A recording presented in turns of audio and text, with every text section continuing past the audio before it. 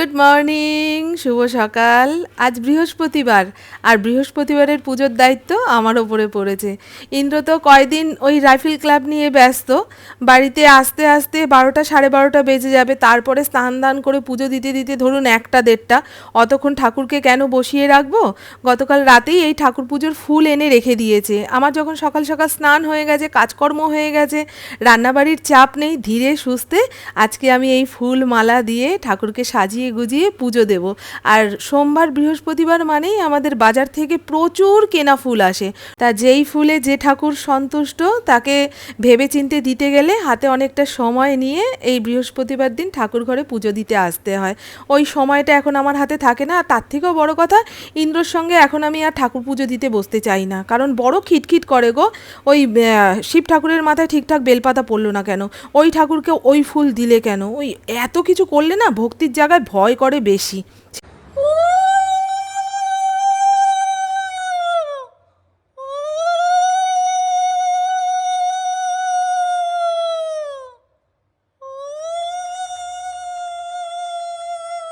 আর দেখুন না, বৃহস্পতিবার দিন 3খানা পদ্ম ফুল আসে, আজকে দেখি 2টো এসছে। আর আমার হাতে এতটাই সময় ছিল যে রাধারানীর হাতের পদ্ম আর মা লক্ষ্মীর ঘটের পদ্মর পাপড়ি মুড়ে কি সুন্দর একটা বানিয়েছি। আমার চোখে তো খুব ভালো লাগছে। আশা করি আমার যেটা ভালো লাগছে ভগবানেরও সেটা ভালো লাগবে।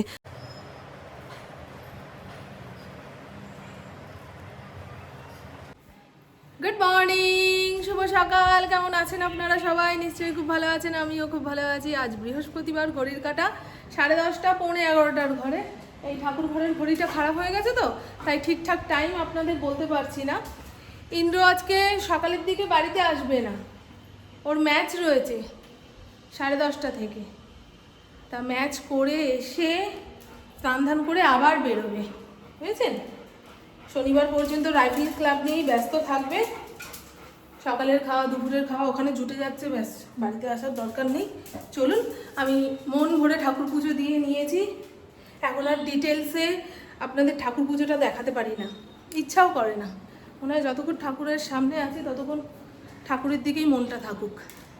সারাদিন তো ক্যামেরা রইল, বুঝেছেন?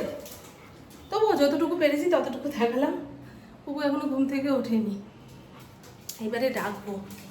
ফরিদ আমাকে ডাকতে গেছে, ভাবছে কতক্ষণ ঠাকুর ঘরে বসে রয়েছে আমার মা, এখনো নিচে আসছে না।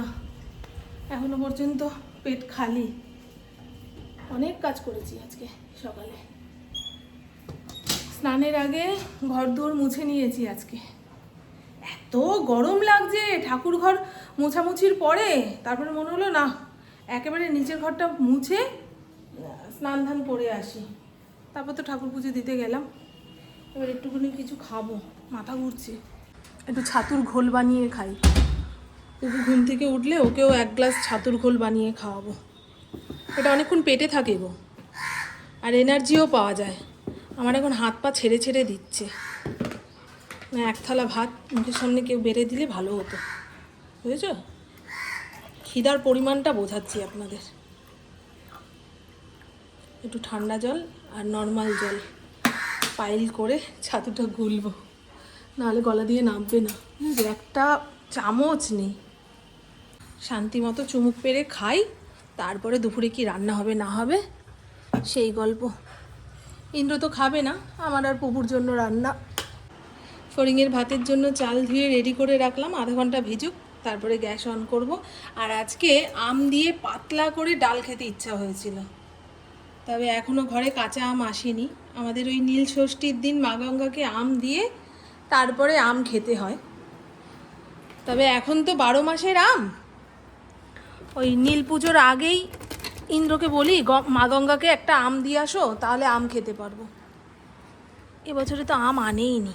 টমেটো দিয়ে একটু ধনেপাতা দিয়ে ডাল করব। এখানে লতি রয়েছে, লতি রান্না করলে অবশ্যই টক ডাল করা উচিত। যদি খেয়ে গলা ধরে তাহলে টক ডালের টক গলাটাকে সামলাতে পারবে, বুঝেছেন কি বললাম? সেই কবে লতি কিনে এনে রেখে দিয়েছে, আর কয়দিন থাকলে নষ্ট হয়ে যাবে জানো। কেটে এনেছে। এখন তো কচুর শাক, লতি সমস্ত কিছু বাজারে কেটে কুটেই বিক্রি হয়। ব্যস্ত জীবন, এই সমস্ত কেটে বেটে কর্তা মানুষদের খাওয়াতে গেলে গিন্নিদের অবস্থা টাইট হয়ে যাবে, বোঝে গো বাজারওয়ালা মাসিরা, যে খাটনির ভয়তে কেউ কিনবেই না, তার থেকে কেটে কুটে বিক্রি করি, একটু পয়সা বেশি নেব।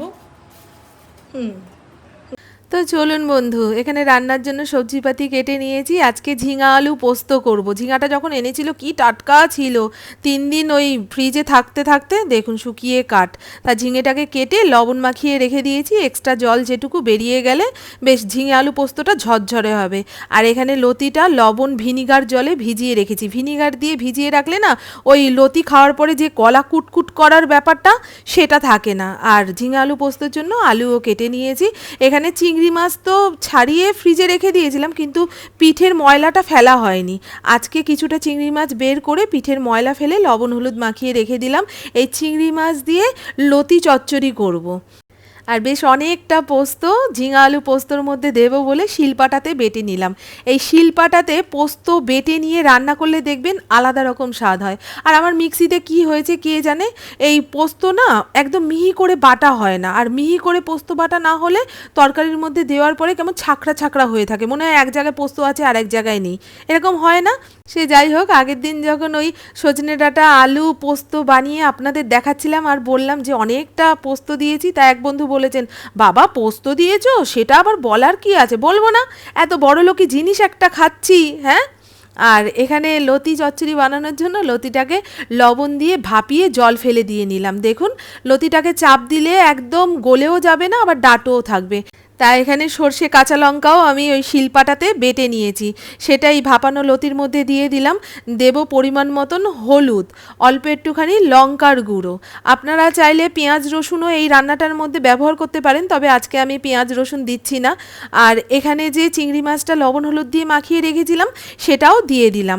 এবারে দেব পরিমাণ মতন লবণ আর অনেকটা পরিমাণে কাঁচা তেল। আর স্বাদটাকে ব্যালেন্স করার জন্য 1 চিমটে চিনি আর কয়েকটা চেরা কাঁচা লঙ্কাও দিয়েছিলাম, সেটা দেখাতে ভুলে গেছি।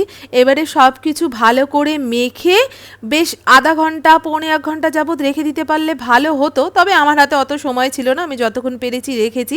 লতিটা তো একটু বেশি তেল দিয়ে ম্যারিনেট করেছি, তাই কড়াইতে অল্প তেল দিলাম। তেলের মধ্যে শুকনো লঙ্কা আর কালো জিরা ফোড়ন দিয়েছি। এখানে মেখে রাখা লতিটা তেলের মধ্যে দিয়ে বেশি নাড়বো চাড়বো না, লতিটা একটু ভাপিয়ে নিয়েছি তো, খুন্তি দিয়ে বেশি নাড়লে একদম গলে যাবে, খেতে খারাপ হয়ে যাবে। তাই 2 মিনিট অন্তর অন্তর এসে এপিট ওপিট করে ভেজে নাবিয়ে ফেললেই হয়ে যাবে। এই কি গো, তোমার হাতের বালা চুড়ি কোথায় গেল? ও আজকে তো ম্যাচ ছিল, ম্যাচের আগে হাতের যা কিছু সব খুলে নিয়ে তারপর ম্যাচ করতে হয়। এই কেমন হলো গো, মেডেল পাবে? শিওর? এই কত মেরেছো, কত কত স্কোর কত হয়েছে? হাতটা খালি কেমন দেখতে লাগছে। আর এই তো বন্ধু আমার দুপুরে রান্না বান্না কমপ্লিট। চিংড়ি মাছ দিয়ে লতি দিয়ে সর্ষে বাটা দিয়ে একটা কি বলবো চচ্চড়ি, লতি চচ্চড়ি, যা খুশি নাম দিতে পারেন। তবে এইভাবে পেঁয়াজ রসুন ছাড়া চিংড়ি মাছ দিয়ে লতি বানিয়ে খেয়ে দেখবেন, দারুণ লাগে, দারুণ লাগে। আমার মা তো পেঁয়াজ রসুন খায় না, তবে মাছ খায়, তা লতি বানালে এই চিংড়ি মাছ দিয়ে করে। আর এই হলো একদম শুকনো শুকনো ঝিঙে আলু পোস্ত, যেহেতু ডাল রয়েছে পোস্তটা একদম শুকনো শুকনো করে বানিয়েছি। আর দেখুন না ডালের মধ্যে টমেটো দিয়েছি, সেই টমেটো তাকিয়ে রয়েছে। কত কিছু দিয়ে চেপে গলানোর চেষ্টা করলাম, পারছি না গো। এটা দিয়ে একটুখানি টমেটোগুলোকে থেতলে দিই। টমেটো একটুখানি না ঘাটা ঘাটা হলে, দেখেছো টমেটো গামলা থেকে উঠে পালাচ্ছে। কি বলবে বলো তো, সবেতে ভেজাল, সবেতে ভেজাল, একদম বাজে টমেটো। ওই ভ্যানওয়ালারা নিয়ে বসে, একদম সস্তায় বস্তা ভরে এনেছে, এগুলো কার্বাইড দিয়ে পাকায় গো। টমেটো গাছ তুলে ফেলার আগে যে ছোটো ছোটো টমেটোগুলো গাছের মধ্যে থাকে সেগুলো তো পাকে না, দরকচা হয়ে যায়, সেগুলোকে কার্বাইড দিয়ে কিংবা অন্যান্য মাল মশলা দিয়ে পাকিয়ে লাল করে বেচে। কি শোনা ইন্দ্র, তুমি এইটুকু টাইমের জন্য ঘরে আসার দরকার নেই। এত ব্যস্ত মানুষ হলে ভেঙে চুড়ে দিয়ে চলে যাচ্ছে। দেখ স্কুটির চাবির বদলে বাড়ির চাবি নিয়ে যাচ্ছে। একটু মনটা স্থির করো, যাও যাও তাড়াতাড়ি, ওখানে সব লোক অপেক্ষা করছে। বাবা এখন বাড়িতে বেশি সময় দিলে চলবে না। ওই এক পুরনো বইয়ের মুখ, কি বলছি বলো তো, একই পুরনো বইয়ের মুখ দেখতে দেখতে তোমার এখন চোখ হয়ে গেছে। এখন যত বাইরে থাকবে নতুন নতুন কিছু দেখবে, ভাল লাগবে মন চোখ। টাটা, গুড ইভিনিং, শুভ সন্ধ্যা। ঘড়ির কাঁটা 7:30 ঘরে। হাঁটতে যাব বলে রেডি হয়ে নিয়েছি।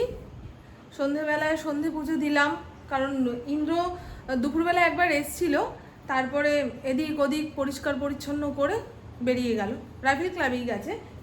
আমাকে বললো সন্ধেটাও দিয়ে দিও। সন্ধে দিলাম, নিচের ঘরে একটু ধুনো ধরালাম, পুপু চা করলো, সেই চা খেয়ে এখন বেরোচ্ছি হাঁটতে। আর দেখবেন আজকে দুপুরবেলায় কি ঘটনা ঘটেছে। আমাদের পাড়ায় যে বিহারি বাচ্চাগুলো বল খেলে, তা বল লেগে রান্নাঘরের জানলার কাচটা ভেঙে গেছে। ভেঙে গিয়ে সমস্ত ভাঙা কাচ হুড়মুড়িয়ে ঘরে ঢুকলো। ঠিক আছে, আমি তো ভয় পেয়ে গেছি, কি হলো কোথায় হলো এই ভেবে আমি উপরের ঘর থেকে নিচে নেমে এসেছি। আমার পেছন পেছন ফড়িংও নেমে এসে, ও তো টের পেয়ে গেছে কোথায় কি হয়েছে। এইবারে এসে না এখানে কাজগুলো রয়েছে, সেই চেটে পরিষ্কার করছে, পা দিয়ে এইখানটায় উঠে পড়ছে। আমি তো ভয় পেয়ে গেছি যে একটু কাচের কণা যদি ওর জিভ দিয়ে গলায় চলে যায় শেষ, কিংবা পায়ে ফুটে যায় বুঝতেই পারবো না, ইনফেকশন হলে বুঝতে পারবো।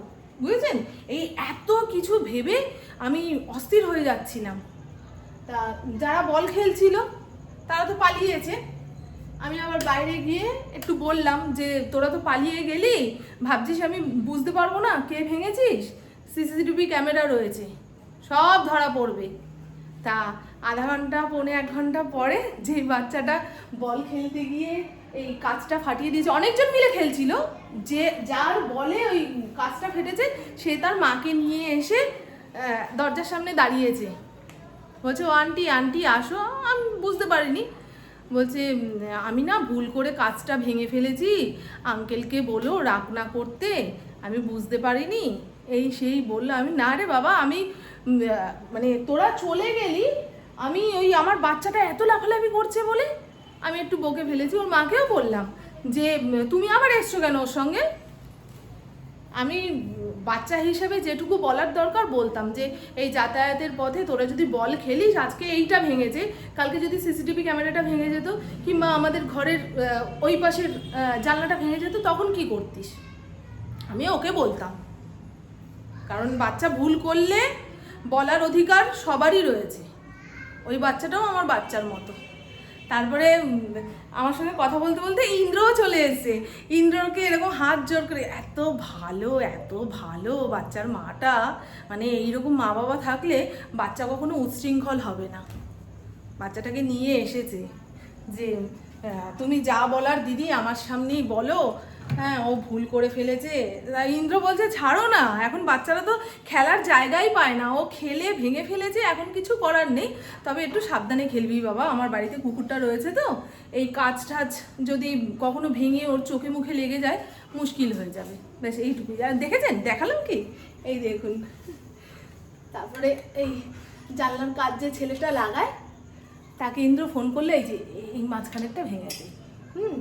তা ওই ছেলেটাকে ফোন করলো যে মাপটা নিয়ে যা, নাহলে তো বিলাই ঢুকবে, যখন তখন রান্নার মুখ দিয়ে চলে যাবে। ব্লিঙ্কিট থেকে কিছু জিনিস অর্ডার দেওয়া হয়েছে। এই যে ওপরের ঘর মোছার জন্য লাইজল, নিচের ঘরেরটা আছে, ওপরের ঘরেরটা ফুরিয়ে গেছে। কালকে শুক্রবার, ঘর দোর ডিপ ক্লিন করব, সেই জন্য প্রভুকে বললাম এক্ষুনি অর্ডার দে। আরও টুকটাক জিনিস রয়েছে। এখানে ফেস ওয়াশ, এই গরম পড়লো, কতবার যে ফেস ওয়াশ দিয়ে মুখ ধোবো, নাহলে খুব চ্যাটচ্যাট করে মুখটা। নিভিয়া ডিওড্রান্ট, এর মধ্যে রয়েছে ক্লাসিকের দই। দাঁড়ান, এই যে দই, এই দইটা যে কি ভালো, মিষ্টির দোকান থেকে দই এনে রাখলে কিছুদিনের মধ্যেই নষ্ট হয়ে যায়, কিন্তু এই ক্লাসিকের দইটা বেশ 1 সপ্তাহ যাবত থাকে ফ্রিজে রাখলে। কালকে তরমুজটা এনেছি, পুকুকে বললাম কাট, ও সময় পেলো না আর খাওয়াও হলো না, কালকে কেটে দেবো। श्री राम पर आरंभ किया जा रहा है। आप लोग भावना से जुड़े और एक चीज बताएं कि प्रसाद क्या चढ़ाएंगे, भोजन क्या खाएंगे। हम सभी लोग भोजन भी करते हैं, फल फूल मिष्ठान प्राय हम लोग खाते रहते हैं। भगवान को पदार्थों की भूख नहीं है, वस्तुओं की भूख नहीं है, उन्हें कुछ भावना चाहिए। उन्हें तो भावना अगर चाहिए। भावना से आप दिल झुकाकर